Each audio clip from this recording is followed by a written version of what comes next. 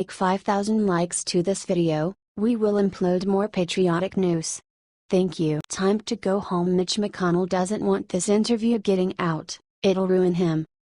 Senator Mitch McConnell gave a speech at a Rotary Club meeting in Kentucky on Monday where he tried to explain away the legislative Republicans' failures to repeal and replace Obamacare, something they had been promising for 7 years. McConnell's excuse was as pathetic as you would expect. It wasn't the Republicans who failed, it was President Trump for having excessive expectations. In fact, McConnell even said he finds Republican criticism of his failure extremely irritating. Here is Mitch McConnell's lame speech after failing to pass Obamacare repeal. His statement reads in full, "I'd ask for a show of hands, but I know everybody's saying, 'Been there, haven't done anything,' which I find extremely irritating, and I'm going to tell you why. A Congress goes on for 2 years. Part of the reason I think that the storyline is that we haven't done much is because, in part, the President and others have set these early timelines about things need to be done by a certain point." He continues, "Our new President, of course, has not been in this line of work before, and I think had excessive expectations about how quickly things happen in the democratic process." What? Since when do you blame someone else when you can't deliver? McConnell is being absolutely ridiculous, and he just proves exactly why we need President Trump. Our president is a businessman. He doesn't like to waste time and money, and he wants to serve the American people. The old way, McConnell's way of doing things, making promises, waiting around, accomplishing nothing, is precisely why we the people hired President Trump to shake things up. The American people have high expectations, and the president wants to fulfill them. McConnell can either accept that or step aside. Either way, it seems that now he understands that the status quo is no good anymore. Share if you're tired of establishment politicians and their lame excuses. These people need start working again. H/T The Washington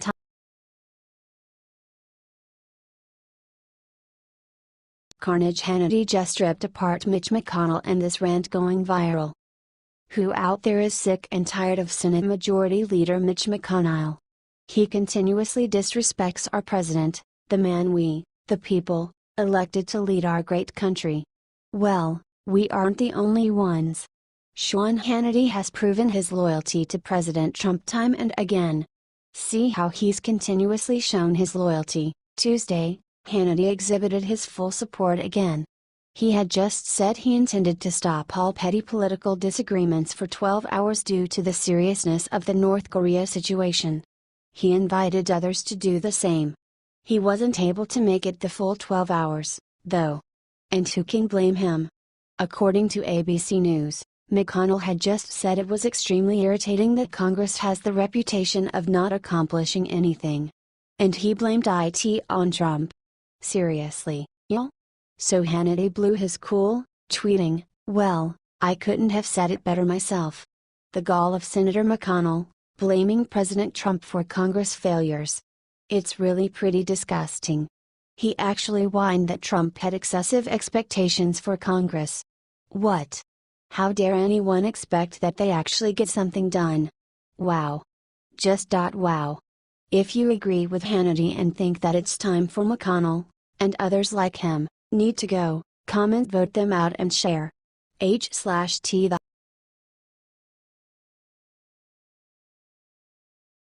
Later loser Mitch McConnell just said one thing about Trump that will end his career. It really just blows my mind sometimes, y'all. You think there is nothing else that Mitch McConnell could do to embarrass himself at this point? Not during a break and after the Obamacare repeal disaster. Wrong. McConnell decided to give a speech to a bunch of Kentucky donors where he revealed how he thinks it's actually Trump's fault he failed in Congress. McConnell blamed the Obamacare failure on Trump, expecting Congress to do too much work. Mitch McConnell told the crowd of donors at the Florence Rotary Club in Kentucky, "Now our new president has, of course, not been in this line of work before, and I think has excessive expectations about how quickly things happen in the democratic process. And so, Part of the reason I think people feel like we're underperforming is because too many artificial deadlines unrelated to the reality and the complexity of legislature may not have been fully understood. And so what I'm asking of you is to judge this Congress when it finishes. And so, part of the reason I think people feel like we're underperforming is because too many artificial deadlines unrelated to the reality and the complexity of legislature may not have been fully understood. And so what I'm asking of you is to judge this Congress when it finishes. Hey, I'm gonna do Mitch McConnell a big favor right here. Let me tell Congress why people feel like you all are underperforming. Congress has been so clogged up and ineffective for decades now that America has lost all faith in it as a governing body. That's what really happened. Look, maybe it's time for Mitch to go. What do you all think? He had a good run, but there's gotta be someone out there who won't try and claim a big loss is actually a win, but nobody notices it because they are all being too critical.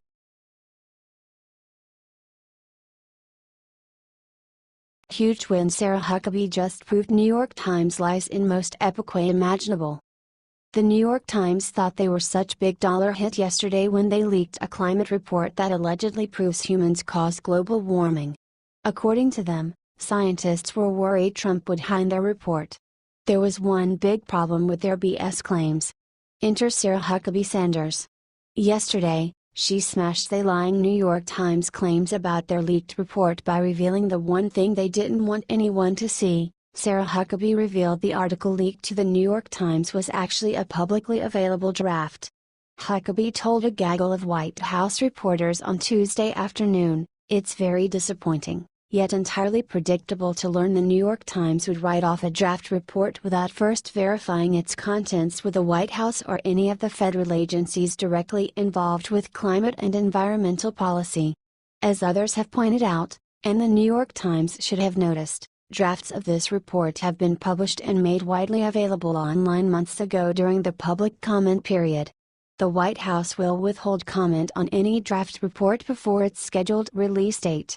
Damn Sarah. You go get him. The White House is not gonna even comment until after the official release date for the report. So, not only was the leaked document something anyone could have accessed publicly, but it was not even finished. Oh, and to make it even better, one of the people who worked on the report tweeted out, "See what I mean?" So, there you have it. The New York Times was so intent on being heroes instead of journalists that they published a document claiming it was leaked from 13 federal agency scientists and didn't even bother to confirm. Sad. Do you think these journalists have abused their First Amendment rights? Comment your answer and share this out with everyone.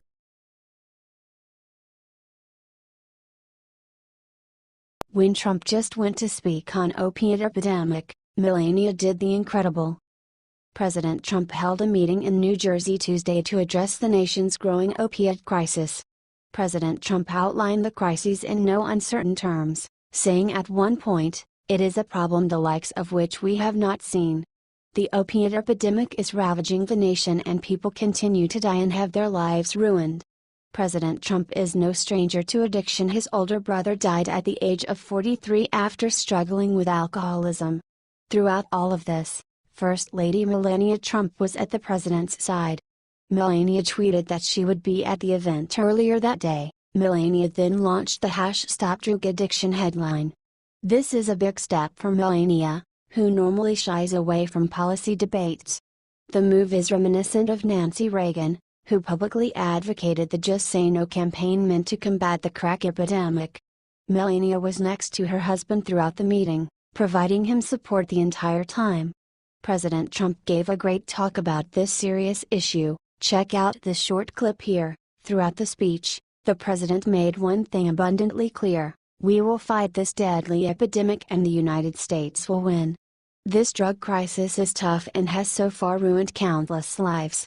President Trump is tough too though. If anyone can put the brakes on this awful epidemic, it's him, and it's great to see Melania will be fighting right alongside him. H/T Daily Mail.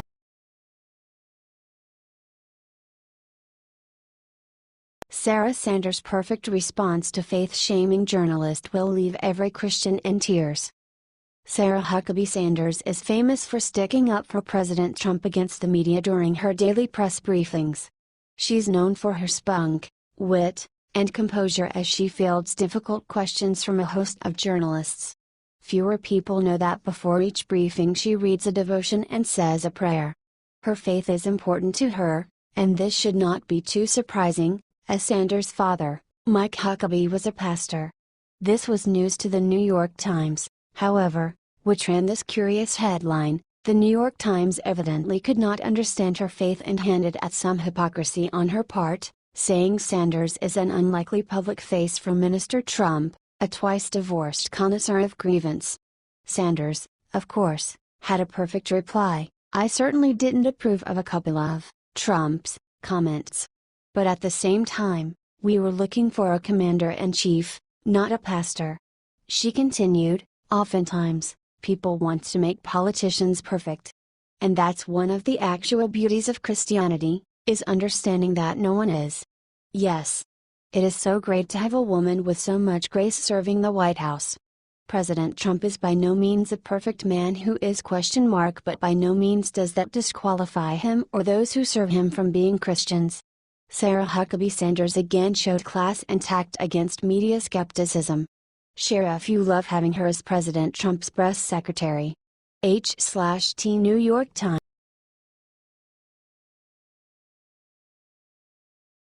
Right after Blumenthal attacked Trump, Trump gave him the ultimate karma. President Trump accused Senator Richard Blumenthal, D. Connecticut, this morning of lying about his military service. Then he hit him even harder this afternoon. "I think Senator Blumenthal should take a nice long vacation in Vietnam, where he lied about his service, so he can at least say he was there," Trump tweeted. "Trump is fricking brutal. Trump is speaking about the fact that Sen. Blumenthal admitted that he didn't serve during the Vietnam War.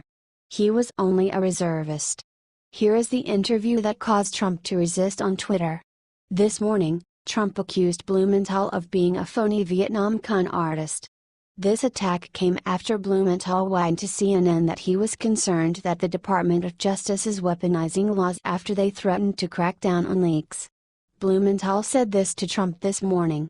Blumenthal fired back after the first tweet, writing, "Mr. President, your bullying hasn't worked before and it won't work now. No one is above the law. Share this if you think Trump is a hero for taking on the swamp. They are fighting back, but we the people will not let down. Do you still have his back?"